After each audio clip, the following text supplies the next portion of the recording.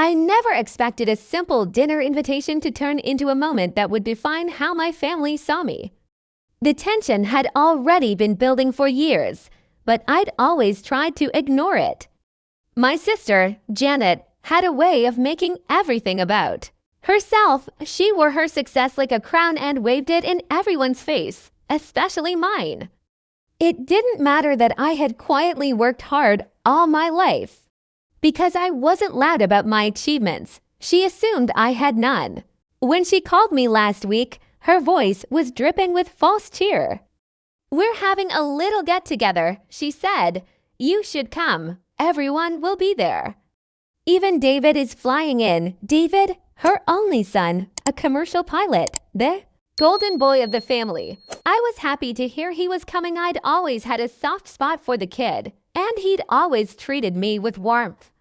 But part of me knew she wasn't inviting me just to be nice. I could feel it in the tone of her voice, in the way she said little get-together like it was something ordinary. Janet didn't do ordinary. She did events. And when I arrived, I was proven right. Her house was immaculate, fancy lights, polished silverware, expensive wine being passed around, and guests in formal attire. I wore a clean shirt and slacks, nothing extravagant, but enough to feel respectable. As I walked in, I could already hear her voice laughing too loud, showing off her house, telling someone how David now flew international routes. I smiled politely, said hello to the guests, and found a quiet corner where I could enjoy my drink without being noticed. But of course, Janet wouldn't let that happen.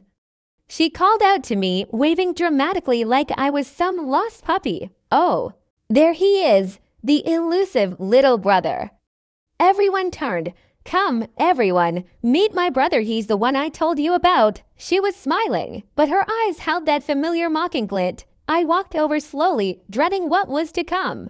I tried to smile and shake hands with the people she introduced me to, but I could feel her setting up something. So she said loudly, "Tell them what you've been up to lately." I knew what she was doing. She wanted to corner me into saying something she could twist into a punchline. "Still working with your hands, right?" she added before I could answer. He's always been the handyman type. You know, fixing things, pipes, wires, whatever. A real blue-collar hero. The room laughed politely, not because it was funny, but because Janet had trained them too. I forced a chuckle and nodded. "I own my own company now," I said, trying to stay calm. "Small team, we do industrial maintenance, factories, power plants." It's grown a lot lately, but she wasn't interested in the details. She waved a hand dismissively. "Oh yes, he's very humble. You won't hear him brag, even if he unclogs the biggest pipe in the state." Another round of laughter. I could feel my ears burning, but I said nothing. I just sipped my drink. A younger woman leaned in and said kindly, "That actually sounds like important work." I nodded, grateful for the attempt at kindness, but Janet kept going. "You know, Mom always worried about you," she said, voice thick with fake concern. She used to say, "I hope he finds his path one day." I stiffened. That wasn't true, and even if it were, it wasn't her place to say it. I glanced around the room. No one met my eyes. They were all watching her, waiting for the next singer. "But you're here," she said, raising her glass. "That's what matters, right?" I swallowed hard, wishing I'd never come. I thought about leaving, but just then, I heard the front door open. The energy in the room shifted almost instantly. Heads turned, conversations stopped, and eyes lit up. Standing in the entryway was David, dressed in his pilot's uniform, looking crisp, tall, and confident. A ripple of applause broke out as people clapped, cheered, and called out his name. Janet rushed over and threw her arms around him. "There he is, my baby," she squealed, holding on like she was hugging a celebrity. David smiled politely, patting her back, but his eyes were scanning the room and then they landed on me. For a moment, he just looked. Then his face broke into a wide grin. and he stepped past his mother and walked straight toward me. "Uncle." "Tom," he said, extending his hand. "Man, it's been too long." I stood to greet him, surprised at his warmth. "You're looking good," I said, genuinely happy to see him. But he didn't just shake my hand. As everyone watched, he stood at attention and gave me a full military-style salute. The room went absolutely silent. "Thank you," he said, "for everything. If it weren't for you, I wouldn't be standing here in this uniform." Janet's smile faltered. "What?" she said, blinking. "What do you mean?" David turned toward the crowd. "This man taught me more about honor, work ethic, and sacrifice than any training program ever did. When I was 16 and lost, he gave me my first real job. He taught me how to show up on time, take pride in what I do, and treat everyone with respect no matter what job they have." His words were steady, clear, and heartfelt. My heart thudded in my chest, unsure of what to say. Janet's expression was frozen, caught between confusion, embarrassment, and disbelief. David kept going. "Uncle Tom didn't have to take me under his wing. I wasn't easy to work with back then. I was cocky, distracted, thought I knew it. Oh, but he didn't give up on me. He made me earn every cent, every lesson. And when I applied to flight school, the recommendation letter that pushed my application to the top came from him." A murmur ran through the guests.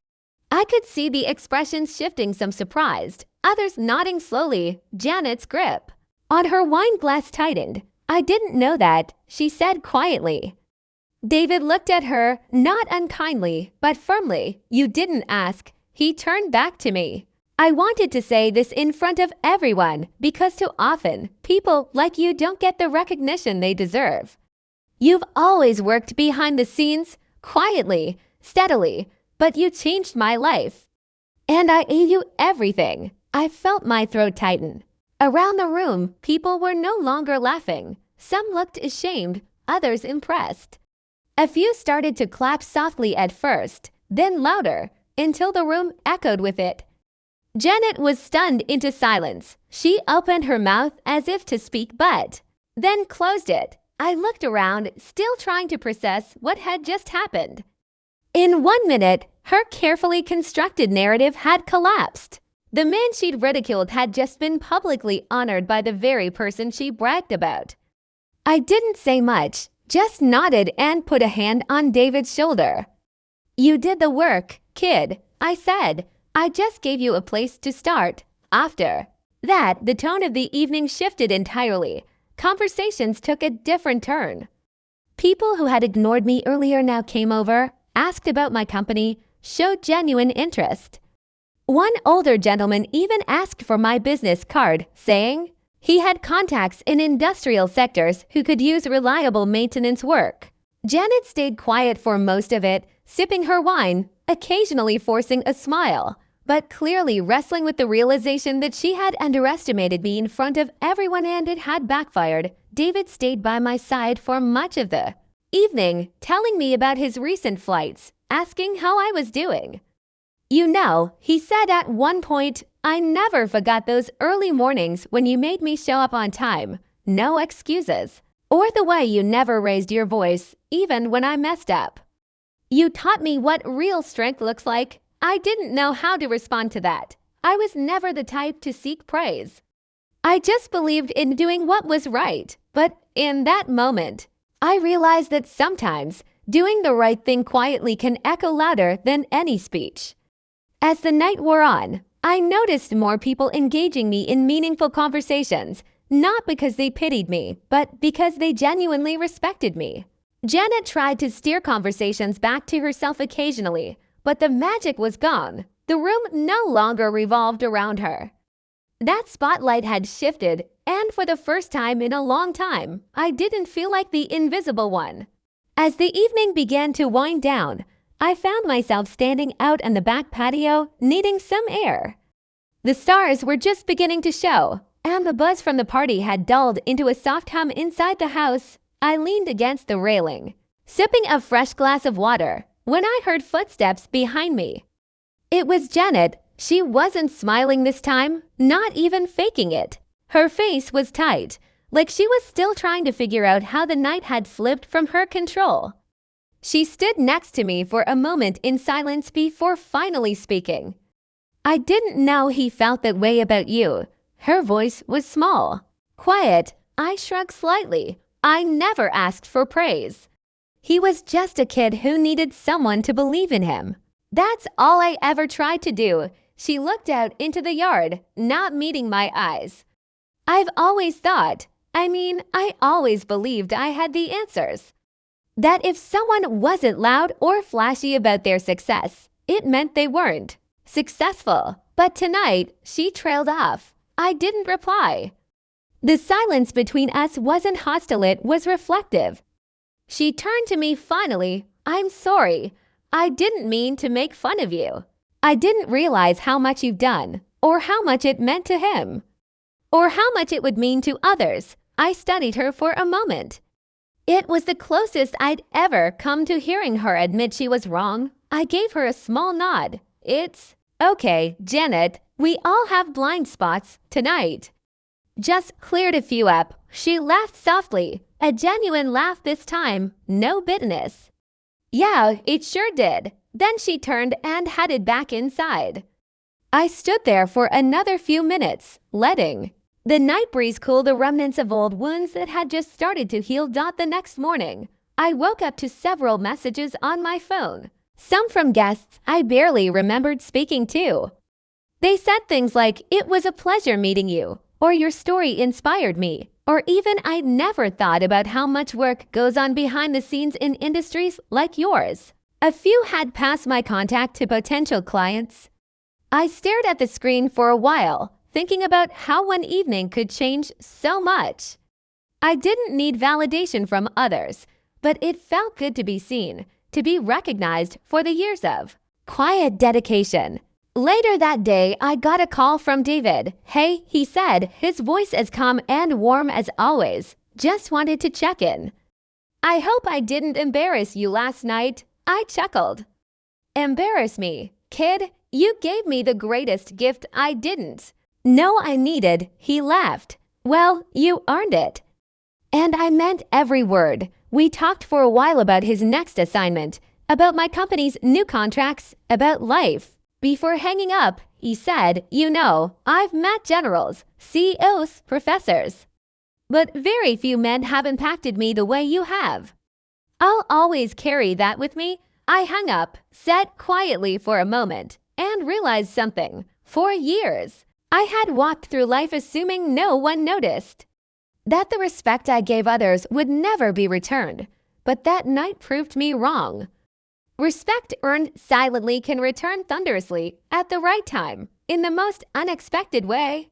And sometimes, the loudest applause doesn't come from the crowd but from the person you least expect, stepping forward and saluting you with all their heart. Weeks passed, and the effects of that night lingered. I started receiving more work than ever before, some of it thanks to connections from that party. Janet, surprisingly, invited me to more family events, and not just out of obligation.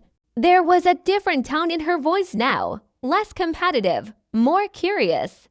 She even visited my workshop once, watching me work with genuine interest.